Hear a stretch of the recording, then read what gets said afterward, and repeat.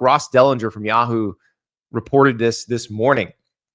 Mike Norvell is going to restructure his contract, according to Ross, and give $4.5 million back to Florida State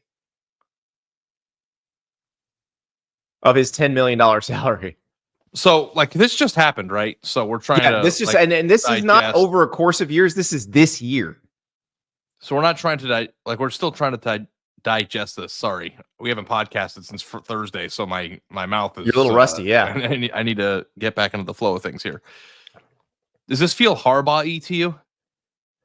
It feels a little Harbaugh-y, but the thing is, like, Harbaugh did it because they were going to fire him otherwise, and that's the part that. If we go back to after the 2020 season when Jim Harbaugh got his contract restructured, he basically got his pay cut in half. Michigan would have owed him, I think, $8 million in buyout money, and they were prepared to pay it. And basically they went in and said, we're going to either cut your salary in half or we're going to fire you. Your choice. Tell us what you'd like to do.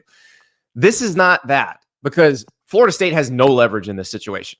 Like, they would owe Mike Norvell $70 million if they fired him. But Mike Norvell probably is sitting here going, they gave me a raise to $10 million a year last year. I certainly didn't earn that with my performance last year.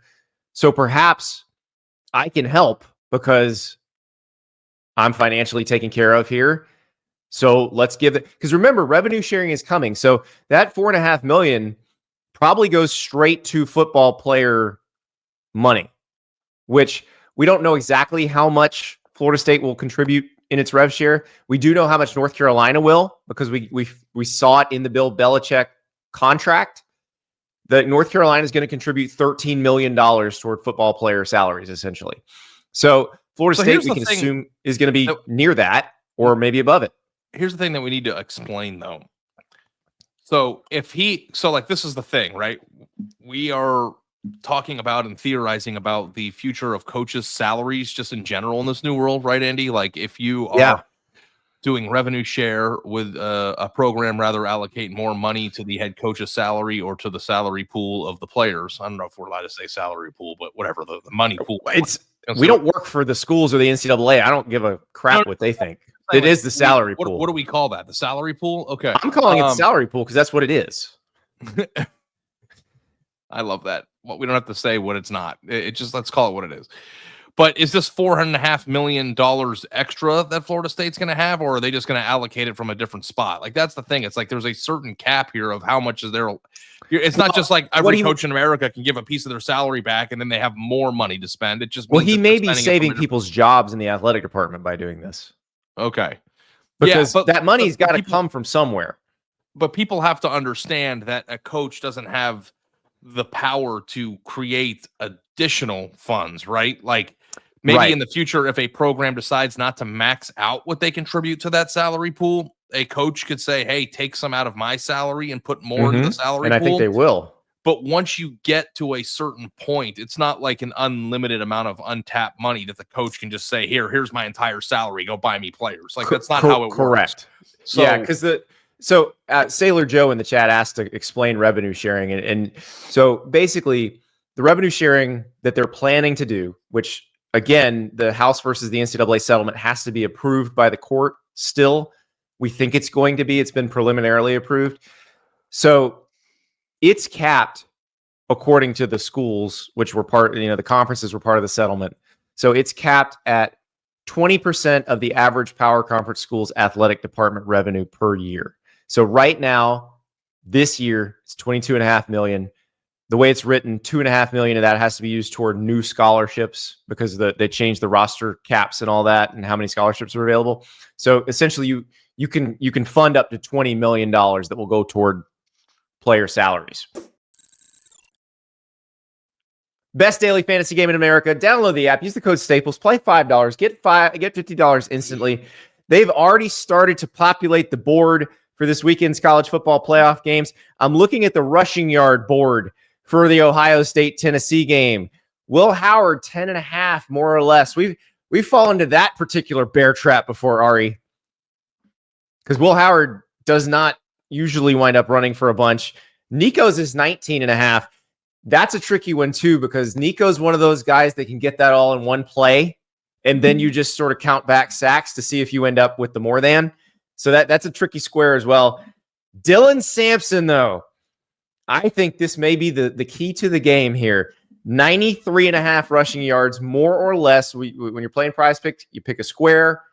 You go as few as 2 squares. You can pick more squares if you want. The more squares you pick, the higher the potential payout.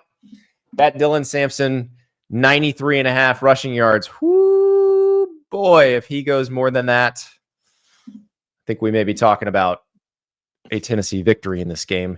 But if Travion Henderson and Quinshon Judkins are running the ball very well, then it may be Ohio State winning the game. But could play it on PrizePicks. Download the app. Use the code Staples. Play $5. Get $50 instantly. So if Bill that's Belichick's across all like, sports. I don't want to get paid at all. You guys are already committing $13 million to revenue share. Take my salary and get it to 20. Does he have the ability to do that? He does. He could do that. Yeah. And so Brian Kelly's doing this too, by the way. He's going to match up to $1 million in donations to LSU's athletic department. So with his own money. So that will get LSU $2 more million, essentially. And the reason is like, and this is different though, Andy, because a coach couldn't donate to an NIL fund. No. Mm-mm. And he's not asking them to donate to NIL. He's asking them to donate to the athletic department. So, and that is the difference, because now it comes out of the same pot. And the other thing to think about is, let's say you are the average power conference athletic department and you make $100 million or $110 million in revenue. To suddenly have to earmark 20% of your budget for something that you didn't earmark it for the year before is an incredibly difficult. I mean, imagine you're running a business and suddenly somebody tells you your costs have increased 20%. Like, you would have to cut people. You would have to do a lot of pretty drastic things. So that's why they're doing these things. Our athletic department's going to say, we will donate X number of percent to the 20 million. And that gets us to 11 million a year in revenue sharing that we're able to do.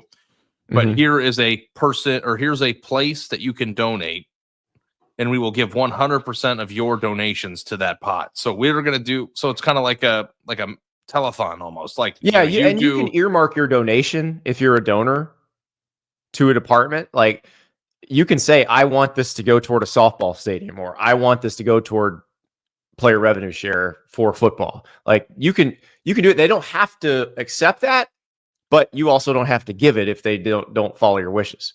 But the reason why I'm bringing this up is that we're nowhere near the burden of financial culpability being off of the fans' shoulders.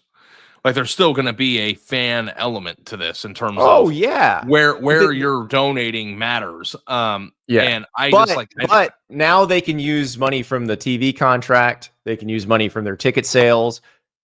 But there's going to be like campaigns to raise as much money as possible from fans directly in order to add to or bolster the revenue sharing budget that the school has already outlined. Yeah, it's going to be the same. It's the same stuff they always did when they wanted to put waterfalls in the locker room, except now they can pay the players. Yeah. But I wonder too, if like we're still going to get, and I'm sure we will, coaching rants of like, well, if our fans donated more, then we would, you know what I mean? Like that same crap. Yeah, they got to be careful. This is a very savvy move by Norvell. So Florida State's official release just came out on this. And he's, according to the quote in the release, he's the one who brought it to Florida State's. He's the one who said, let's try this.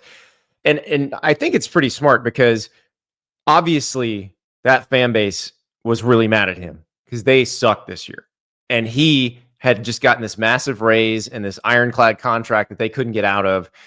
And this is a way to say, hey, look, I get it. I'm gonna try to make this better. So I think it's pretty smart. Like, I realize I'm nowhere near this level of salary, Ari. But I could not give almost half my salary to anybody and continue on like nothing happened. Yeah. Well, maybe you're in the wrong business, but yeah. I did that recently, but I gave it to the IRS instead.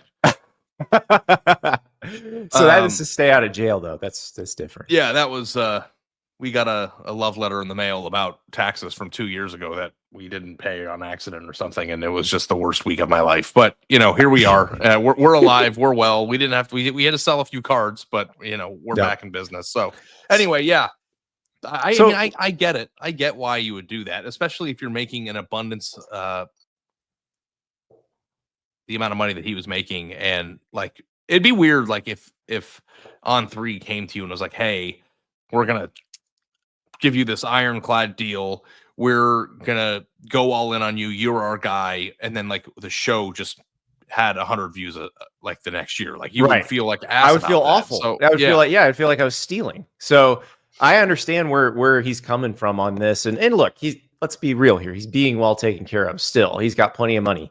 But this is a pretty big gesture. This is not like because the Mike Gundy Oklahoma State thing, which is a similar situation, like they had to kind of fight it out in the media first.